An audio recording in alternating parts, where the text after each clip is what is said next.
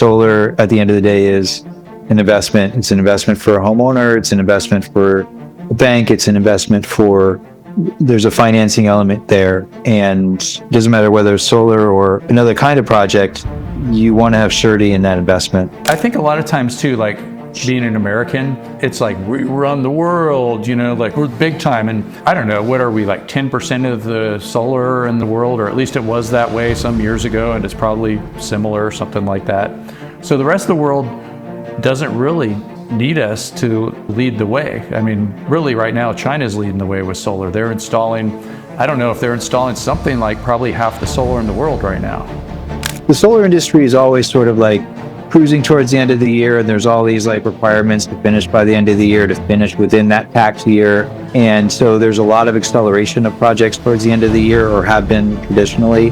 The people that sell stuff into solar projects, like electrical balance systems and structural balance systems, we know all that. Hello and welcome to Sean White's Solar and Energy Storage Podcast. Today, we have a special guest who is also a friend, and his name is Stephen Smith.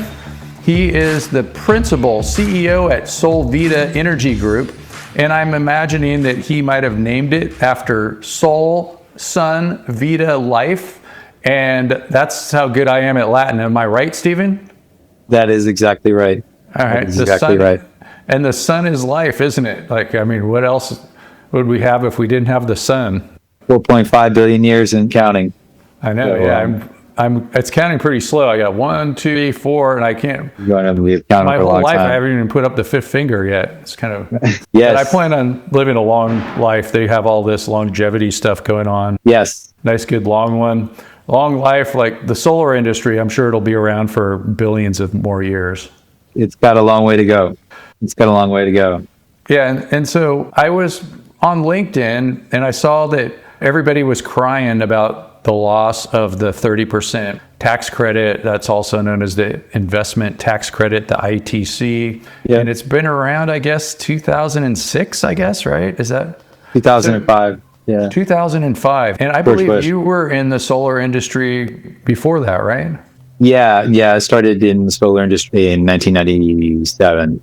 I had my first job. And you had a job and there was an industry and it was no ITC and it was less than $1 billion a watt, right?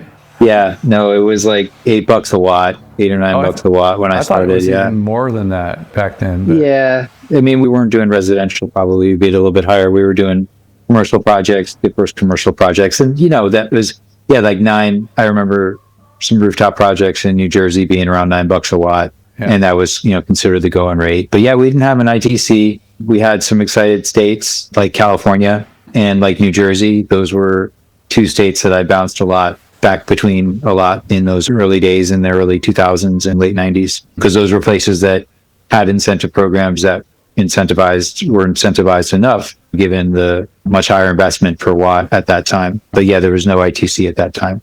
Yeah. And you survived and you've had a job pretty solid since then, I guess. Yeah, exactly. We've been through a lot of stuff. Module shortages, tariffs, Solyndras, these moments in time where everything that we build all of a sudden starts to feel really fragile. And you realize kind of the size of the industry relative to some of the other industries that are out there that are lobbying for some of these things. But it's still, the industry is big. And I think a lot of the exciting part of like why I'm optimistic is that it's a snowball that's been running downhill in many other countries, not just ours. But yeah, we've been through the ringer a few times and we've come out the other side. And I feel like the volume of where we're at and the amount of equipment that's available, tariff-free, being manufactured domestically, there are ways around some of the headwinds we have right now. So, we'll bounce back, and friends of mine that have been in the industry as long as we have also feel that way. It doesn't mean this isn't a setback, because it's a setback, but the market fundamentals are there. We were always looking for a high price of energy to offset. In the earliest days of working in this industry, I was selling, residential systems at Real Goods, and people would come in and they'd say, okay, well, what's it going to cost me? And the first thing we'd say is, okay, well, first thing you have to do is get more efficient. So wrap a blanket around your water heater, put these things under your doors, make sure your house can be more energy efficient first. And then we can tell you it's like $11 a watt to put this $120,000 for a 10 kilowatt system on your roof with very few incentives. But we were offsetting a much higher cost of solar at that time and a higher cost of electricity. And that's what the sinking of the IRA is going to do. It's going to raise electricity rates. And that's good for solar, even though it's intended to not be good for solar. And that's why they're cutting the ITC in the first place. IRA in the first place. That's a different way of looking at it. So the Inflation Reduction Act, which included the investment tax credit, the 30%. So getting rid of that is going to make it more expensive to make electricity. It's going to bring up electricity rates, and then we're going to have a better reason to install solar. Yeah, I mean, I think if you look at what the policy is intending to do, the policy is intending to make it easier for developers and IPPs to sell power back to the grid. Just Google, anybody can Google it. I suggest Googling and then putting -AI, because every time you do a Google search with AI, the amount of electricity it's required to do that search is like almost doubled compared to just a normal Google search. So really, like put in a search term and go -AI. -AI, doesn't matter if it's capital. No, yeah, just put -AI. Then the results you get will be your regular Google results without Copilot or whatever that stupid thing is that comes on the AI That's results. Interesting. So you're like saving energy that way, which makes energy less expensive because of supply and demand, and then it reduces the need for solar. Sure.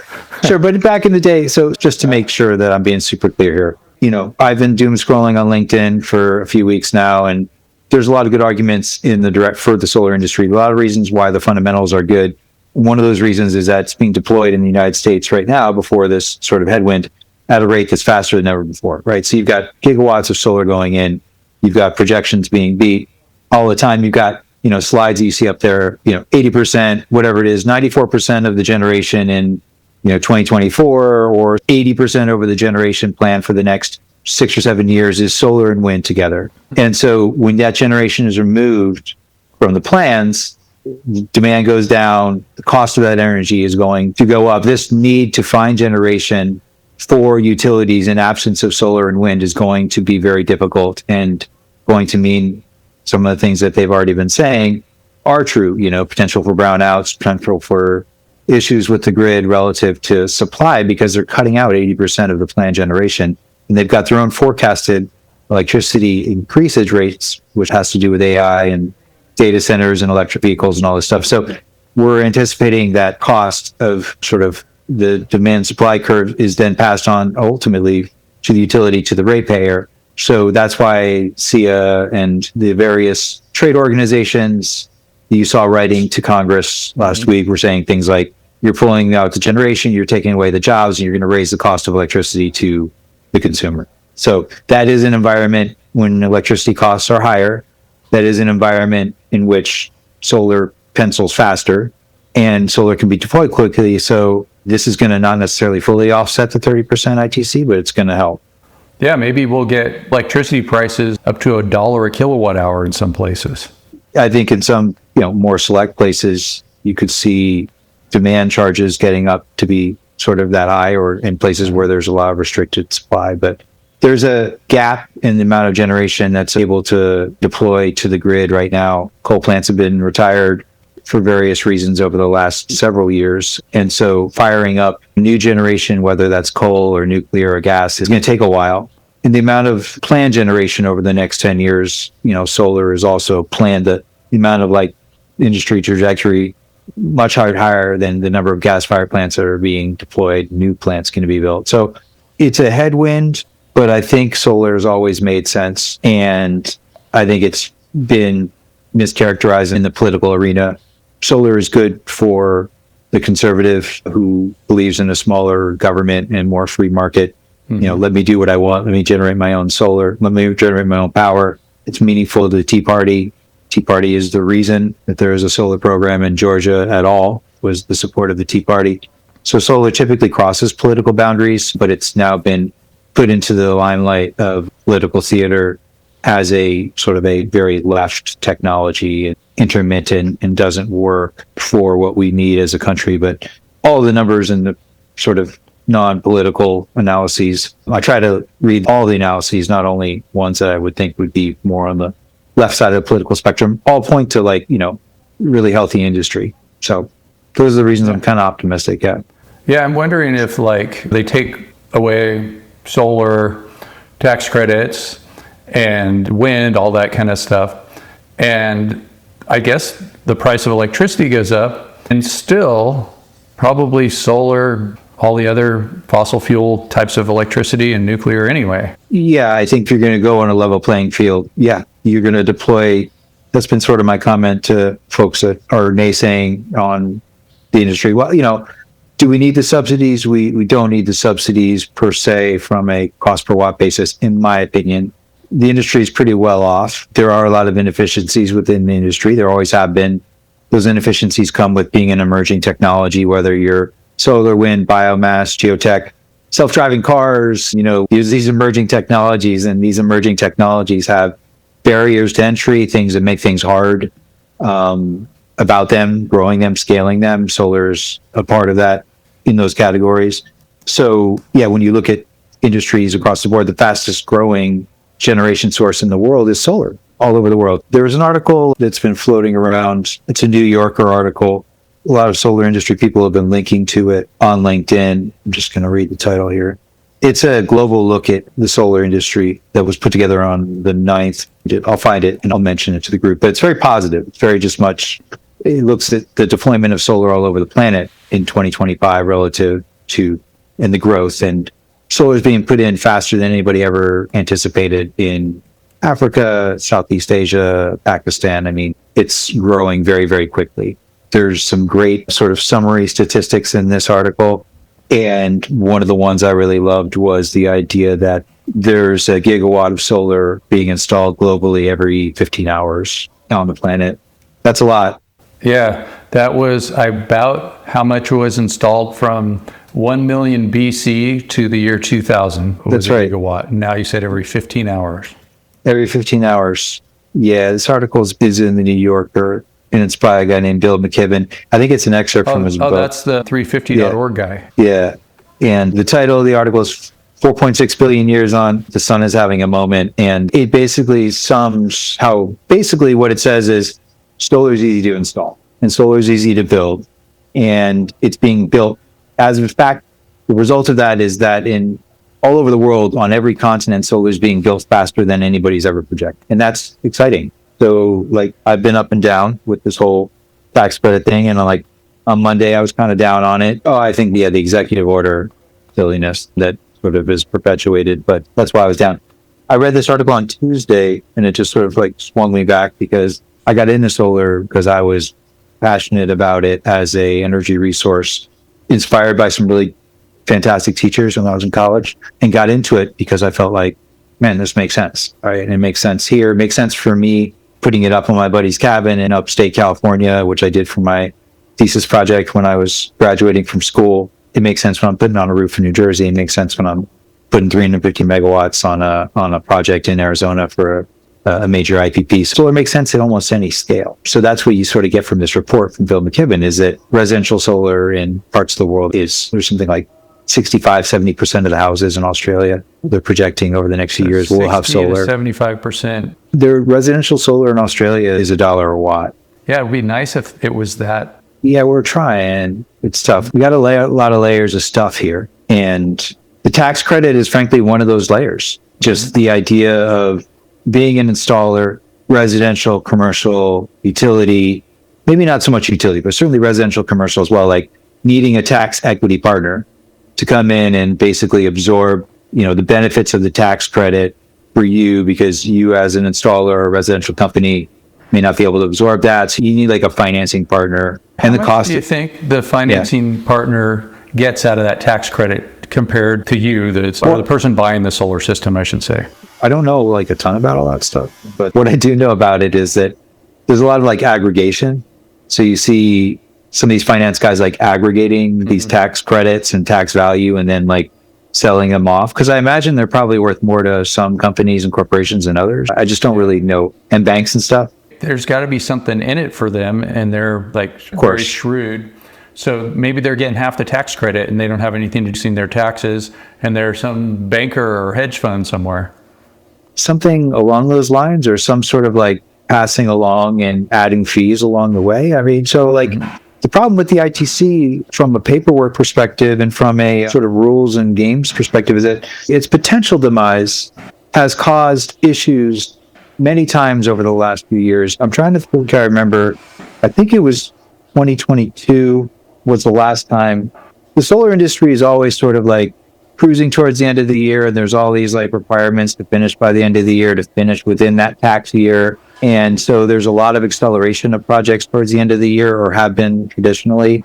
The people that sell stuff into solar projects, like electrical balance systems and structural balance systems, they know all that. So, they sort of game when you're buying stuff. The prices are going to be a little higher towards the end of the year when they know there's going to be a huge demand to just get the project finished. And so there's been times, and I'm trying to remember what it was. I thought there was something like they were going to, it was when it was not going to extend. So I think that might be around 20, it sort of expired, and then it was extended in December in the last minute. But the industry went through this huge swell of activity as a result of that, and prices just shot up on everything. Then in December, the ITC was extended. And I say that because the lawyers that were paid millions of dollars to sort of assess the ITC risk and provide reports, and, it's a very bureaucratic and painful process on that side. So that would be sort of like, like they've canceled the ITC, and now Congress and the president in December will come back and go like, just kidding, we'll give it back to you.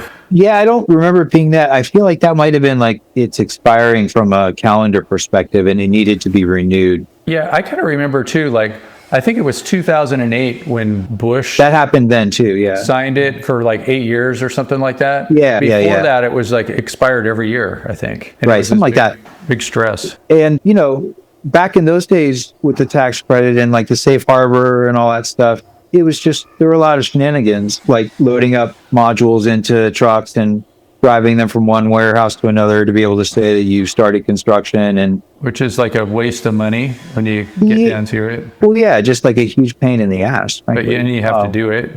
That's right. And then you'd get like projects from my end, or when we're designing projects, you always know we call that the safe harbor project, because you always know when you're getting a safe harbor project, because they'd have two different size modules. So they'd have like newer modules. So they'd be like, oh, we have these like, 390 or 490 watt Q-cell modules. Then we've got these like 320 watt like JA solar modules. They're like, we're just gonna put them all in one project. And you know that those old ones came from some old supply of safe harbor modules that were X years old. So it's been good, but it's also caused a lot of churn in the industry.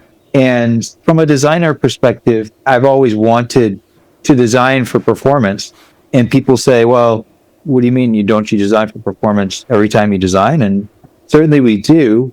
But because the tax credit, the value of the tax credit is equated to a potential watt, like a nameplate watt, it's 30% ITC off of your DC calculated number of panels, it's not AC. And because it's not tied to like a feed-in tariff number, like you don't get certain amount of cents per kilowatt hour in an base, yeah. So that has led to the return on that investment being inflated by having a bigger system. Like you'd still get that tax credit if you installed the system under your house. Yeah, no, you would. I mean, like it's stupid like that. So that has led to a lot of inefficient solar design in the world. What's an inefficient design? It's a single axis tracker that's designed so close together to fit more modules in a particular land area that the rows start shading each other earlier in the afternoon than you would expect because they're too close together. Or, panels, like you said, installed in the wrong direction on a house just to get more panels up so that you could get a higher tax credit. So there's just been shenanigans that I think will kind of leave the industry.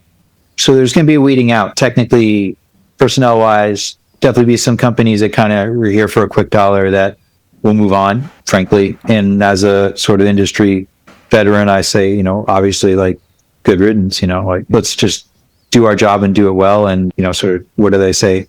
Just sort of weed out the elements that have been sort of holding us back in some regards. Yeah, the biggest problem I see, too, is that it's just 30% all at once. Like, they could have done something like 1% a month or something like that to let it ease out. I wonder what percent it would be that nobody would do it. It just wouldn't be worth it. Like, what if the ITC was 1%? Nobody would go after it. It's like too much of a hassle. Yeah, no, for sure. And there is a threshold there. I don't know exactly what it is, but certainly when you like add up the soft costs and the time and the rigor it takes to get it all done. And now, the unfortunate part is that Trump in the executive order that they're talking about is talking about how to make it harder. The industry is headed pretty quickly towards like a constitutional sort of like check on the powers for, like 20th time in the last 5 months that the president is overstepping his boundaries and sort of telling Congress how to spend the money that is there. We voted them in to spend the money, not for him to influence that process. But that's sort of where it's going with this executive order. So it's kind of like, again, it's like the whole thing is a kick in the stomach, but it's like you don't really know how severe it is. If it's a burn, you don't know if it's like a level 1. I don't know. Is it a serious burn or is it just like a overall burn and then sort of, but it's still unknown. So now we've got another, we won't know until August 18th what the results of this executive order are. It could just make it even more hard or more difficult to qualify for the ITC through sort of rigorous criteria rulings by the IRS. So then you're just like, okay, well, just deal with it and we'll see what happens. But it's definitely steering us towards not participating is going to be easier than participating at this point. Yeah, and I think if they did like 1% a month or something like that, the industry would probably still be pretty strong. But now it's like a big kick and, it's going to wipe some people out. But then the other thing, too, is you stick with it, the strong survive and then they thrive. That's the intent. I think the industry is trying to think back to like some of these other political movements in history that have like changed the direction of countries and in a negative way. And some of the, stuff that went on in Southeast Asia where they're like, okay, we're just going to go back to, farming as an entire nation. I mean, or just like move in this sort of archaic direction. And that's sort of what hopefully less political violence than a lot of those movements had, we will have. But what is this if it's not like, what is making America? Yeah, what is making America great again if we're hampering innovation and creativity? And I wonder if that was what Mao and Pol Pot's slogans were, like make China and make Cambodia great again. Yeah. We interrupt you for a very important announcement. Sean White's Solar and Energy Storage Podcast has been brought to you by Sean White's Solar and Energy Storage Podcast. That's right, Sean White is sponsoring his own podcast, and he wants to remind you to go check out some of his classes. You can go to SolarSEAN, that's Solar, SEAN.com, and then click on the links to check out his classes. You can check out his heat spring classes, and you can also hire him to teach classes for you, like at your company, something like that. Now back to the show. Yeah, those are some seriously dark times, and God forbid we would have anything that dark. But I was just trying to think back to like getting ready for the horse, man. Forget about fossil fuels. Yeah, exactly. Like, what are we really trying to do here? And so it's hard to look at these decisions and look at many decisions that this administration has made and say, oh, wow, now that makes a lot of sense. I understand why they're doing that. And this is one of those. Another thing that I've just kind of wondered is Trump sort of likes to break things and then put them back together and go like, I'm the hero, Yeah, that's true. That's true. And so I wouldn't even be that surprised if he did it like a December surprise and brought back something equivalent to the ITC. Of course, it would probably be something different, like we would call it the Trump solar program or something. Exactly. Like that. It's actually, I hadn't thought about that, but that makes a lot of sense. That is sort of his character. But then it's just like all of these unknowns and it's got, all these like tariffs on all these countries, like shaking everything up and all that kind of stuff. But we'll see what happens. The industry always just looks, and this is like what you hear when the unknown is always what is difficult for investing. And solar, at the end of the day, is an investment. It's an investment for a homeowner. It's an investment for a bank. It's an investment for, there's a financing element there. And it doesn't matter whether it's solar or another kind of project, you want to have surety in that investment. And so the lacks of clarity have always hurt our industry, whether even when they're bad. We just, it's made things difficult. So it's going to make things difficult again. But the fundamentals are there. And I do think like participating in some of these processes, there is a good amount of inefficiency in the industry, whether that's inefficiencies in our processes for designing and building projects. There's a lot of innovations going on there, continued innovations, right?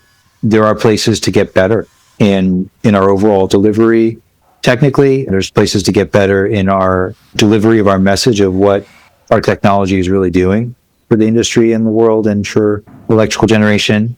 Yeah, it's hard to imagine this particular political divide being able to sort of get across it, because like we kept reading things about these senators, So first of all, it's like these senators, like these 15 senators in like February wrote this letter to Trump being like, don't F with renewable energy, please, it's important to my state. And then that was the first thing. And then after the Congress released their first version of the triple B, which was pretty horrendous, like more horrendous for us than people could sort of imagine. Like 15 congressmen were like, even after they released it and approved it, they were like, we think this sucks for renewable energy and we aren't super in support of it. So you see these like people that have these like ideological challenges with the common sense elements of repealing the clean energy tax credits across the board with their political allegiances and affiliations. And people are just scared of Trump. They're scared of the ramifications of going against him. Everybody in the arena, in Congress and Senate are just sort of like, jellyfish relative to his power, which is pretty fascinating, Yeah, you could just... I give him a lot of credit. He's pushing his own agenda through, and he's a really good bully. He sort of takes choices away from people, and then all of a sudden you're like left with this like these difficult choices, and self-preservation and like maintenance of power, unfortunately, is what we're seeing a lot of these senators voting and congressmen voting. So I don't know that this particular political divide is going to be able to be sort of bridged, but we'll see. Yeah, and it seems like lately, since Obama, it's just been 4 years here, 4 years there, just like bringing back and forth, and they'll probably do it again. Yeah, let's hope so. It's important to take care of yourself during these years, and I try to just really stay focused on what's right in front of me professionally and sort of personally as well, because it's just a lot of this unpredictability is difficult if you're trying to, for me personally, trying to like theorize, well, how's this going to affect us? What's going to happen? Just really try to continue to provide value to our clients within the projects that we're working on, good guidance, support, help them respond to these challenges that are coming and make good decisions. And I have the confidence that if we do that, like we have for the last 15 years as a design engineering firm and 20 plus years as a consulting firm, good things will happen. So I imagine since you've been at it since 1997, you have more experience and better job security than about anyone in the industry, or like 99.9%. So yeah, you know your stuff. Yeah, thank you. I was thinking too about like, you mentioned that number. It's what is it, like 94% of new capacity added to the grid is solar and wind last year? Is that? Yeah, some stupid number like that. Yeah, some just like, something like, wow. Yeah, and then China now, like I think they've got a terawatt. And what did they do? They did something recently where like they installed more solar in a month than the whole United States ever, or something like that. Yeah, something nuts like that. Something nuts like that. And so they're really kicking butt there. Good for them. We share the atmosphere. Yeah, they're incredibly diversified from an energy perspective. And the modern solar industry, in modern being, maybe post financial meltdown 2008, China is probably the most important national player in that story from a manufacturing perspective first, and then from a deployment perspective. I've been to China 4 times, I think, for work through the years. And really incredible. How to do it. I did help a pretty big inverter company bring a string inverter to the U.S. market, and that was Huawei. And when they brought it to the U.S. market at that time, I don't know if you remember Photon magazine. Yeah, I did work for them. Yeah, this was back when magazines were still like alive and being published regularly in the industry. And Photon had module and inverter ratings. I don't remember if it was a quarter or a year, but I always read that list. Photon Labs, yeah. Yeah, exactly. So when Huawei released that string inverter, Photon Labs did I don't know, they probably paid them to like go out and test it. And they did their whole independent testing. And that inverter rated like SMA string inverter at that time was like 99.3% on the rating scale. And the Huawei's first edition was 99.2%. And the reason it wasn't higher was they said like there was some super simple element of the construction that if they just did this a little bit differently, they would have rated it higher. But all the electronics, everything was like very, very sophisticated. My point is that Chinese do not mess around with sophistication of equipment, manufacturing, innovation on the solar side has been a constant. And, we're very lucky the industry in the US would be pitiful without China, unfortunately. Yeah, I remember those labs, they had all these PV modules out in the field for all these competing manufacturers. There would be like number one and the top of the list, bottom of the list. And I used to joke that the competitors would train pigeons to poop on the other manufacturers' modules and stuff like that. And it was like, I think that kind of damaged their business because, you could look to see who's got the best module there. And then like somebody wants to advertise and they're like, I'm not advertising in that magazine. There's somebody else over me on the list. Yeah. Top of the list didn't need to advertise. Those lists were important. We looked at those lists. And so China is a huge player, no doubt about it. And, here we are sort of like moaning and groaning and making all these noise and tariff this and tariff that and like sort of like acting like they owe us something when I can't even like remember the number of like they own some ridiculous percentage of our national debt, right? Like is to them. So it's like we're sort of just this like sort of bother to them. And we have an opportunity to grow a really great industry here. We have an opportunity to meet our energy targets with solar, wind, new nuclear, clean baseload power sources, but we're putting the brakes on like the most ubiquitous and easily deployed resource out there, which is solar. So it's, a blip on the radar, a bump in the road, whatever you want to say, for sure. But I think we're going to kick butt anyway. I mean, it's like we got magic crystals and they are like trying to go back to the beginnings of the Industrial Revolution and dig stuff deep out of the ground and make water explode so they could spin things and it's like it's not going to work. It's like we already got the bump start. That's what the solar industry needed. We got the German feed-in tariff, and then that got manufacturing costs down, and it's a done deal. It's over. The train is off the station. Probably the most exciting excerpt from that article that I read was the things that got me really excited were the pace, like I mentioned earlier, the pace at which solar is being deployed. It's amazing and fast, obviously. What's going to happen with robotics? These things, it's going to continue to increase. But basically, it said that if we're able to increase the rate of deployment today by about 20%, the amount of solar that would be deployed by 2050 would basically ensure that we were able to hit the 2015 Paris Accord carbon reduction goals. And that's pretty profound. And that would be a pretty dope thing to happen within my lifetime, hopefully. So it's like a super worthy goal. And the US can be on board or not be on board, be a leader in that, or just watch the rest of the world kind of do its own thing. So we'll see. I was at the SNEC show. Yeah. That's the big one over in Shanghai recently. Yep. WeChat is like the Chinese WhatsApp, and they send little blurbs. And I got this picture, and it was all in Chinese, and I stuck it in my AI to translate it. And here's what it said. It says, "From leading to disqualified, a new bill is causing the U.S. to lose its renewable energy competition eligibility." And then the other headline is Musk versus Trump, a $1 trillion civil war in the United States. And they are like, they're kicking butt. I think a lot of times too, like being an American, it's like we run the world, like we're big time. And I don't know, what are we, like 10% of the solar in the world, or at least it was that way some years ago, and it's probably similar, something like that. So the rest of the world doesn't really need us to lead the way. I mean, really right now, China's leading the way with solar. They're installing, I don't know if they're installing something like probably half the solar in the world right now. Might even be more than that. Yeah. The industry is very healthy worldwide.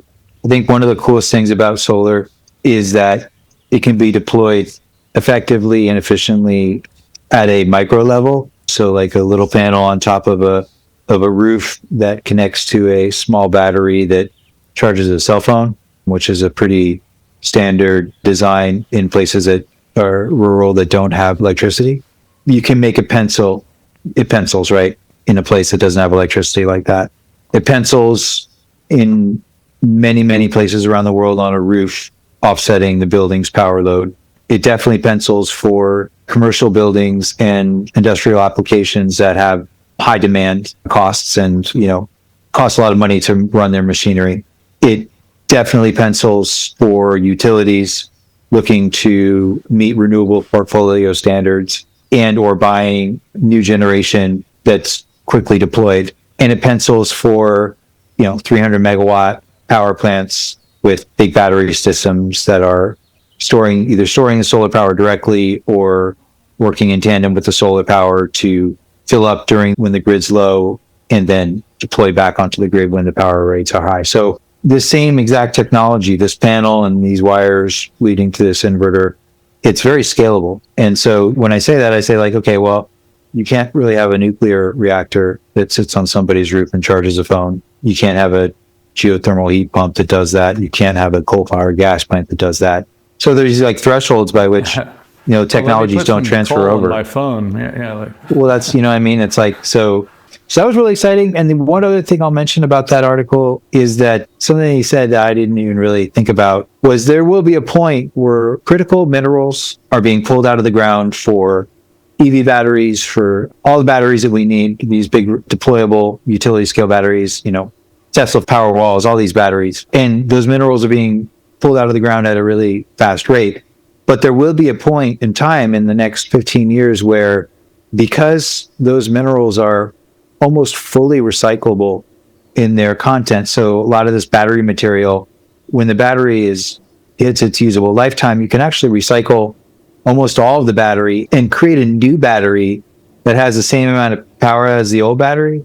So it's not like a refurbished deal that has less power. The point is that there will come a point in time this article theorized 15 to 20 years, where we will have pulled all of the minerals out of the ground that we need. And then we will just be in a cycle of using those batteries, recycling, making new batteries, and we won't need to mine any more minerals. That's kind of what happens with lead acid batteries. They're kind of almost there. Yeah, exactly. So, those are some pretty inspiring statistics. And so I just don't really see how, this is more than a blip, and ultimately could be really healthy for the industry to move away from this tax-based incentive. Yeah, I think it's important with anything for people to zoom out. It's like we just get so used to getting stuck on some news cycle and what we're scrolling now versus an hour from now, and some new thing happened. And it's entertaining to do that. It's not that I don't do that or anything, but I like to try to zoom out and look at decades, sometimes even, centuries, millennia, right. See where we're going. And it's just like, look where, there's so many people that they're like, for the last 20 years, they're just being, this is the worst of times, and everything's heck. I didn't say hell. Sure. And it's just like, well, look at, zoom out, man. It's like, it's pretty tough being a caveman, either your 30-year lifespan if you're lucky, and, sure, getting clobbered by the alpha. Yeah. I think being human is tough in a lot of ways, and it's been tough for everybody. And yeah, I totally agree. So everybody should just zoom out a little bit. And another thing too is like we get really busy, and it's actually going to be busy as ever coming up. Like, these tax credits are expiring, then everybody's going to try to get something done, busy as ever. Mm-hmm. And then there might be a little bit of a break. Take a breather, you don't have to work as hard, and then brush up on your skills, make yourself more competitive, figure out how you could benefit the world even more. Yeah, I think there's going to be a lot of discussions and innovations around how to do this better. The stacked bar of cost and the different segments of costs that go into a project is changing. But at the end of the day, you'd think at least, probably 75% of a project's cost is, maybe more like 70, is materials. Mm-hmm. And then the other 30 would be like labor and services, design fees, and all that stuff. So like, where are we going to squeeze? Where can we get better and faster? And where does it matter the most? And, it's always mattered the most, frankly, like I just mentioned, in materials. But an old industry friend of mine has a good saying. He's like, you can keep squeezing costs, but at a certain point, a pipe is a pipe. It's not, you can't get much cheaper than it's like, okay, well, it's a piece of fabricated pipe. It costs, some money. So how do we deal with that as an industry and sort of find our groove in order to, offset these challenges from the loss of the tax credit? All right. So we got it all figured out. Yeah, I'd like to think so, but we'll see what happens tomorrow. So I'm sure that you're super busy because you always have been that way ever since I met you. But if people want your services or your firm, maybe you could tell us where to find you? Yeah, the easiest way to find us is probably our website, Solvida, www.solvidadesign.com. And I'm also on LinkedIn, and you can email me at steven@solvidadesign.com. And always sort of happy to chop it up. We do a lot of design engineering for commercial and utility scale projects, but in addition, a lot less than I used to do. Earlier, in my career, I was doing more consulting, sort of one-on-one consulting with corporations and doing a lot of the PVSys training stuff that you and I have talked about. Are you still doing that PVSys training? I'm doing it sort of like if I'm asked to do it. I don't have any classes arranged right now, meaning where we would sort of bring people in, but I do get inquiries from folks looking for training and can come to your organization to do that training. But I always love to just chop it up. And I'm an industry guy. I've been in the industry a long time, know a lot of different players. So it's nice to have a perspective that is able to touch many of the different segments, and because it's a sort of a wild time, and it's good to get perspectives not only from financiers but manufacturers and contractors. And I relish being in the role that I am because I can sort of touch all those people and folks in times like this to sort of see where things are at. Awesome. Any other last words or anything? Not really. Just, let's just go. Let's do it. And, I think we're well positioned. Yeah, I said something on LinkedIn a little while ago. One of my original bosses in the industry is a really well-known industry representative, is Dan Sugar from Powerlight, and then Nextracker is the CEO of Nextracker. He's started in some pretty big businesses, pretty important businesses in this industry. I thought he was just a guitar player. Yeah, exactly. He's also a pretty good guitar player. I remember many years ago at Powerlight, I don't know, we were taking some criticism from probably somebody at Sun Edison who was our big competitor or something, and I was all young and pissed off. And he was like, man, don't let it bother you. He's like, when you're on top, you're going to take some shots. And solar's on top right now. Yeah. Solar's taking some shots. I don't want to sound dismissive or not understanding that the tax credit's going to be difficult for the industry, and there are going to be people that lose their jobs. And there are going to be people that move away from the industry to other jobs because the nature of the industry is that some of those inefficiencies and some of those businesses have been propped up in ways focused in a way that don't allow them to kind of roll with these punches. It sucks that it has to be that way, and I really wish it didn't have to be that way. But because of the political environment we're in, a bunch of lies are being told. So the industry is suffering as a result. That said, if you stick it out, I think there's still some really exciting years ahead. Great. Well, thanks so much for your sage advice. And, we're all on top, and everybody wants our action, and we're going to take a few shots, and we're still going to win. I mean, it's hands down, no problem. We're winning. We're going to win. We're winning worldwide. The United States is a small part of the whole world, and solar's winning in every other place that doesn't have any tax credits. So no problem. We're going to pull this one off, especially with people like Stephen Smith and Solvida on our side. Thanks, Sean. I really appreciate it. And thanks for it was fun chopping it up with you. All right. Yeah. Thanks, Stephen Smith. And thanks for listening to Sean White's Solar and Energy Storage Podcast. To learn more, go to SolarSEAN, that's SolarSEAN.com, and make yourself so irreplaceable with all kinds of NABCEP certifications. And someday you will be as smart as Stephen Smith. Probably today. You already are.